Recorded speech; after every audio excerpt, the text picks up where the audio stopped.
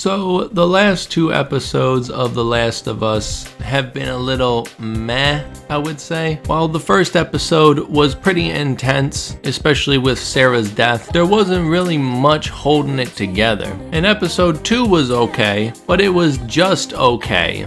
And it just seemed kind of strange because you think HBO would try to put their best foot forward, or at least try to start with something a little bit more heavy hitting right out of the gate. I mean, it's the third episode and we've barely seen any action in the series. But that being said, I will say that for this particular episode, not only is there not a lot of action, probably the least amount in the entire series, but it also deviates most from the source material. That being said though, I would actually have to say that this is the best episode I've seen so far. It may deviate from the source material quite a lot, but I think it was actually a worthy addition to the HBO series. I do have a little bit of some gripes with it, I guess, but I'll explain that at the end. Without any further ado, let's game. So it starts with Joel and Ellie out in the wilderness, and they're about 10 miles away from Boston at this point, so they have traveled quite a distance so far. Joel and Ellie get to talking, and she basically asks him to not be such a fucking dick all the time and to stop blaming her for Tessa's death in a very not so polite way. Like, it's kind of hard to see where they're going with Ellie here. Like, I mean, it's kind of hard to even know if they're trying to make her likable or not, and you'll definitely see what I'm talking about later. So Joel and Ellie are just kind of walking down this path, and Ellie starts asking Joel how he's got this scar on the side of his face. He says he got it when some guy shot at him and he shot back, and she starts making fun of him because of that. Don't do that. You know, it's not fun to make fun of people's physical appearance, you know. Also, I just kind of noticed, I think Ellie's eyebrow is like kind of shaved a little bit.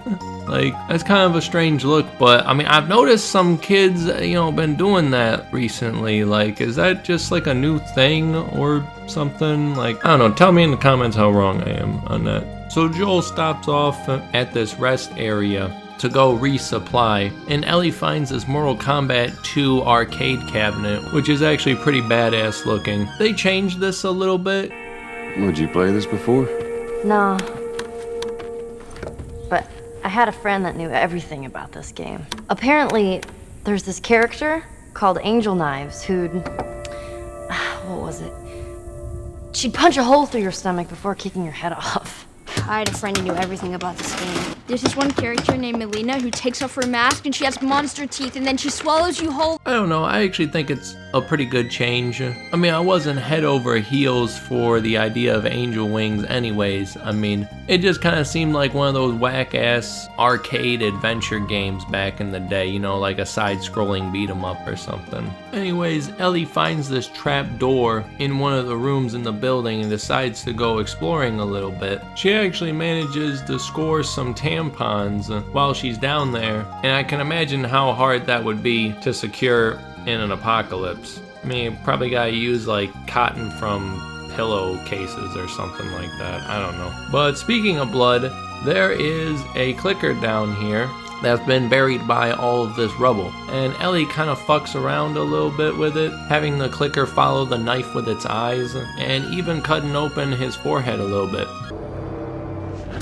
Holy fucking shit, Ellie, like, goddamn. Kind of shanked them with, like, no remorse. I mean, in the last episode, wasn't she just asking Joel if it felt weird killing infected because they were once humans? I don't know, it just kind of seems a little weird that she just kind of killed it that quickly and, you know, just kind of got over it that quickly. There should just have been some sort of, like, internal struggle from her here. I don't know, it's kind of weird. Like always, gotta admit, props department, A+. Like, really did a good job on making the infected look real here. I will always applaud TV shows and movies for actually using practical effects instead of just CGI. What are you doing? There's not much ammo out there for this thing.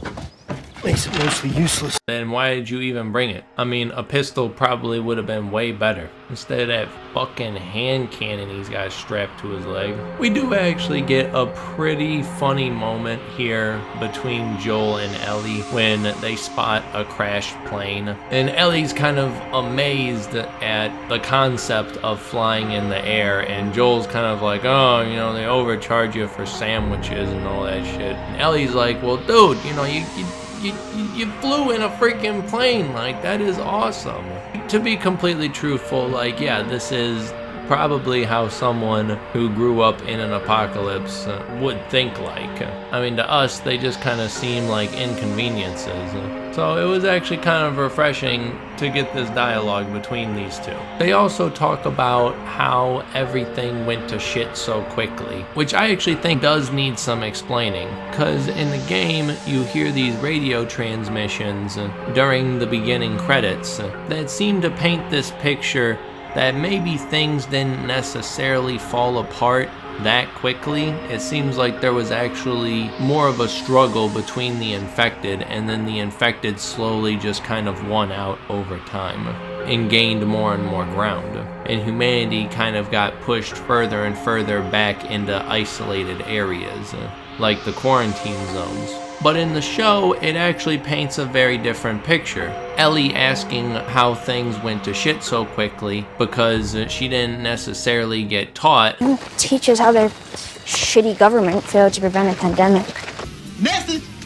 Basically, the most commonly accepted theory is that the infected mutated over time and it actually spread onto the food products, such as flour or wheat, and then that's how people got infected so quickly. Which, I mean, I guess, I don't know. I mean, it just kind of seems like maybe there would be some sort of safeguards against that. I mean, I'm pretty sure, you know, it wouldn't be that quickly, like all happening that fast, but I don't know. I mean, I can't say. They don't really give too much details. It's still kind of very vague as to how the world fell apart so damn quickly. I don't know. I kind of think it would have been better if it just was like a gradual over time thing. There were certain brands of food that were sold everywhere. Bread, cereal, pancake mix. Where's the pancake mix? Oh shit! That's actually kind of funny because Sarah did mention that she was gonna make Joel pancakes for his birthday, but because he forgot to go get them, it actually potentially saved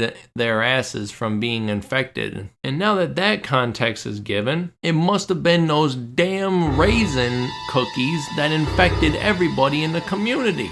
I told you them things was evil. So Joel and Ellie come across this mass grave with a bunch of skeletons in it. And judging by the skeletons and the things that they were carrying, it seems like they were of various different ages. Some of them being infants. When Ellie asks what happened, Joel describes that back in the early days of the infection, when they were putting people into the QZs, sometimes they didn't have room for everybody, and they would just take them out in the middle of nowhere and execute them. Because if there wasn't any people to get infected, well then that solves the problem. It then jumps backward in time to the early days of the infection. And this is where we actually get our introduction to Bill. Because while everybody is going to the QZ, Bill seemed to have been some sort of doomer and built this very impressive safe room in his basement. Not today, you New World Order jackboot fucks.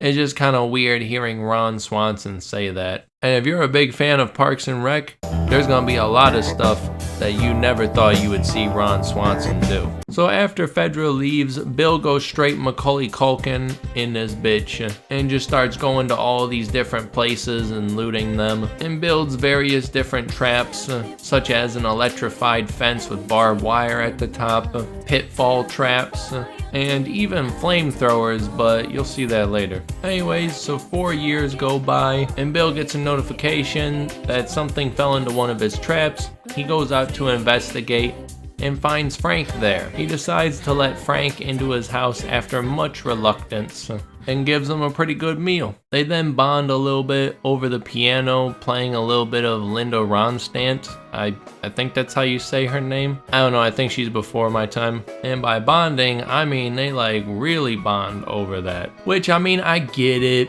You know, it's the apocalypse. He hasn't seen anyone in like 4 years.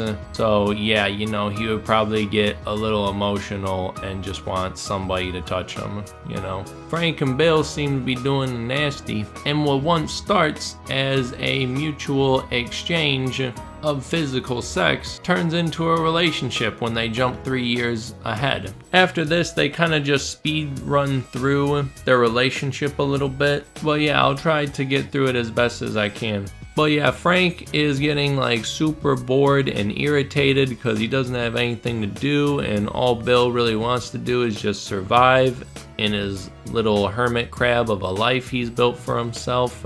But Frank pushes him a little bit, and they end up meeting Joel and Tess, which goddamn, I guess they must just have really good makeup on. Cause yeah, like both Pedro Pascal and the chick who plays Tess look like almost like 10 or 20 years younger here. Like holy crap, I guess they just have really good makeup and effects artists there. Like, wow. It shows them getting buddy-buddy with Frank while Bill is still pretty reluctant to trust anybody. But Joel does warn him that it's very likely raiders are going to try to, at some point, take all their shit, and he warns them that they'll probably try to come in at night and slip in quietly and then kill all you guys in your sleep. And it seems like he actually takes this to heart because he actually prepares for it. But yeah, nothing really much happens, you know, like it shows Frank got some seeds from Tess and Joel, and they were actually able to get some strawberries. And Nick Offerman does the funniest Ron Swanson laugh I have ever heard in my life. I mean, goddamn, like that could not be any more awkward. But it's just all right, you know. Like some people, they're not made for laughing, or they're not made for yelling. That's just how it is. Anyway, so it turns out that Joel was actually right, and it turns out raiders actually do come in there and try to clap their cheeks. And I don't mean what Bill and Frank do in the bedroom. But like I said, Bill has prepared for this and starts sniping them from a distance. But I guess they must have been playing on grounded difficulty, because goddamn, they wing him like all the way across the map. It's ridiculous. I actually thought Bill was gonna die here, to be completely honest. But it's not the case. It then shows that the next scene is in 2023. So it is the current year. Frank seems to be suffering from some sort of physically debilitating illness. I don't think they actually ever mention what it is. I mean, I have no idea. Like, it doesn't explain anything. But I guess that's the point, because they don't even know what the heck it is, because, you know, nobody has any MRI machines or anything like that. So regardless, I do kind of like how it shows how much Frank has actually gone downhill. Like you see him painting like this painting here, and you see like half of it looks really good and the other half looks like really bad. And then you can also see when they're eating here at the dinner table, he just has, you know, some basic soup, and he's got like a little sippy straw for his drink. And Bill even has to help him into bed. It really kind of conveys what it's like to get older, which is something that I think about quite frequently, to be honest. Anyways, Bill and Frank wake up the next morning, and Frank decides that he doesn't want to live anymore. He's lived a good life, and he doesn't want to continue being a burden on Bill, and he would just rather go out doing what he wanted to do, which is spending a very nice day with Bill. And I gotta admit, it is a pretty good and emotional scene. And yeah, I mean, the acting here by both of them is pretty good, and I can imagine it would be a very heartbreaking thing to go through. Just give me one more good day. Starting now, make me some toast.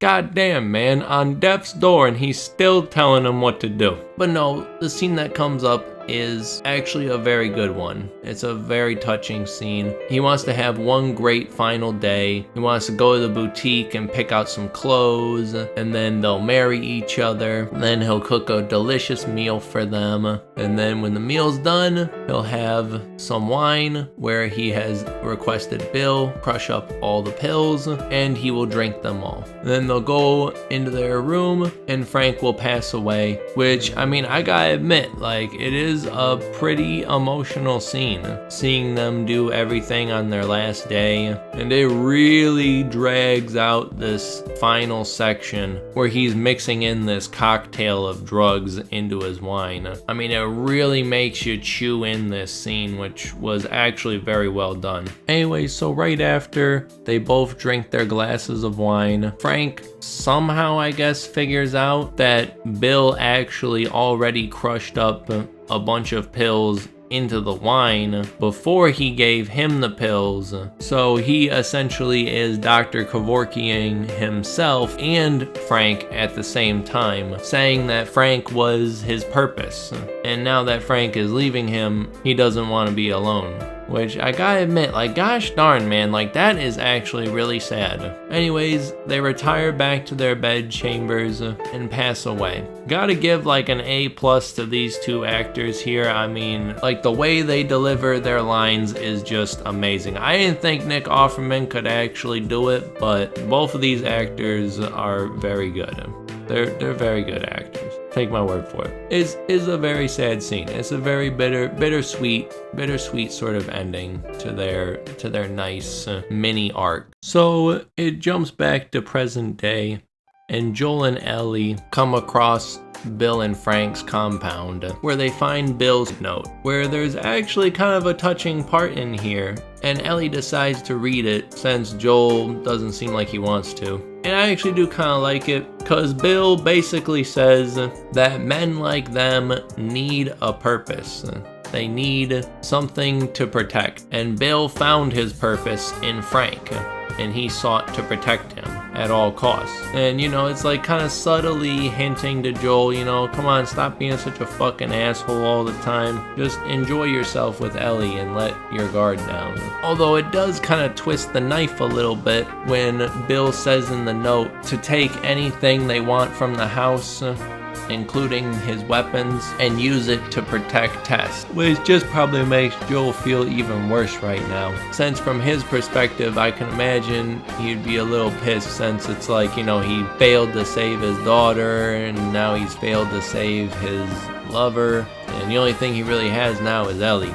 Joel asks to see Ellie's arm for like a second, and I don't know, it's like, it's kind of weird. Maybe he found some lie when he was searching around Bill's, and he was gonna like chemically burn her arm so that if someone saw her arm it wouldn't look all infected like. But no, like, that's not at all. Like, he just asked to see her arm. I guess he sees that her arm is healing from the bite. Anyways, Joel briefs Ellie on his new plan that they're going to go out to Wyoming to try to find Tommy, since he used to be a Firefly, and maybe he can help Ellie get out west. Also, at the very end of their conversation, Joel and Tess have the exact same conversation that they had in the video game when they just came out of the Capitol building. I don't even know what Here's how this thing's gonna play out. You don't bring up Tess. Ever. Rule 1, you don't bring up Tess. Ever. Matter of fact, we just keep our histories to ourselves. Secondly, don't tell anybody about your condition. They think you're crazy, they'll try to kill you. Don't tell anyone about your condition. They see that bite mark, they won't think it through, they'll just shoot you. And lastly, you do what I say when I say it. Rule 3, you do what I say when I say it. We clear? Repeat it. What you say goes. Yes. Repeat it.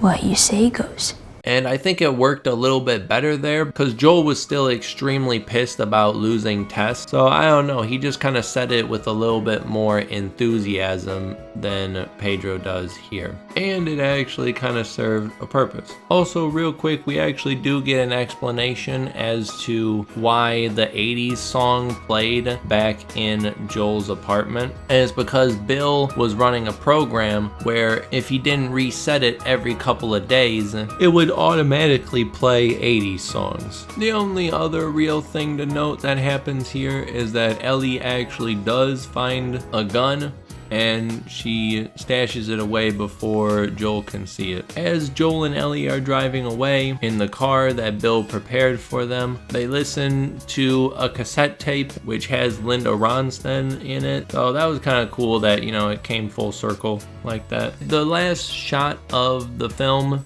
is the open window, I'm assuming to, you know, Bill and Frank's bedroom, and you know, it just kind of shows the car driving away. I don't know, I think it would have been kind of cool if it just kept rolling and then it moved like slowly like to the bed that they were at, and you know, and you just saw like both of their, you know, skeleton, you know, hands like holding, you know, their hands. I think that would have been kind of a cool shot. All in all, what did I think about this episode?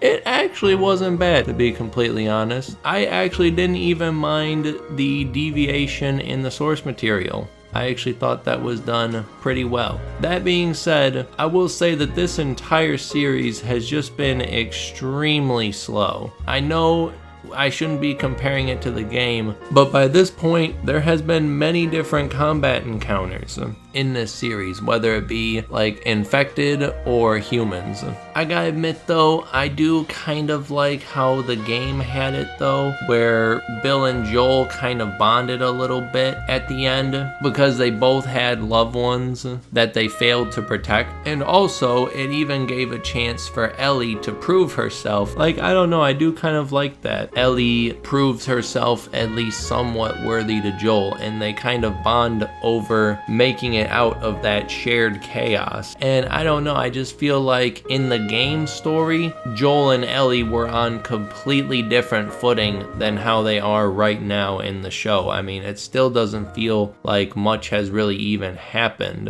I'm sure your friend will be missing this tonight. Now, Ellie, that ain't for kids. Whoa!